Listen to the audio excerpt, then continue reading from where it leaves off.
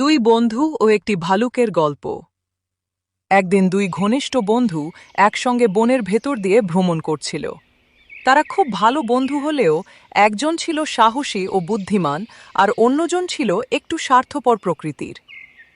চলতে চলতে তারা একে অপরকে প্রতিশ্রুতি দিল, যে বিপদই আসুক আমরা একে অপরকে ছেড়ে যাব না। কিছু দূর যাওয়ার পর হঠাৎ করে তাদের সামনে একটি বিশাল ভালুক এসে দাঁড়ালো। ভালুকটিকে দেখে দুজনই ভয়ে কাঁপতে লাগল, কিন্তু বিপদের মুহূর্তে একজন বন্ধু নিজের দেওয়া কথা ভুলে গেল।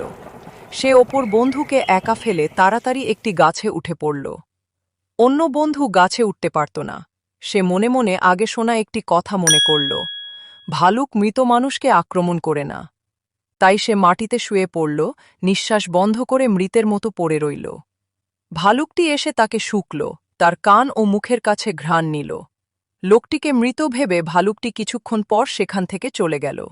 ভালুক চলে যাওয়ার পর গাছে ওঠা বন্ধু নিচে নেমে এসে জিজ্ঞেস করল, ভালুকটা তোমার কানে কি বলছিল?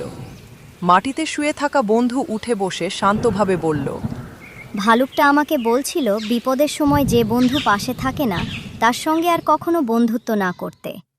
এই কথা শুনে স্বার্থপর বন্ধু লজ্জায় মাথা নিচু করল। এই গল্পের মোরাল অফ দ্য স্টোরি হল, বিপদের সময় যে বন্ধু পাশে থাকে না সে সত্যিকারের বন্ধু নয়। ছোট্ট বন্ধুরা, যদি ভিডিওটা ভালো লাগে লাইক, কমেন্ট এবং সাবস্ক্রাইব করতে ভুলো না কিন্তু।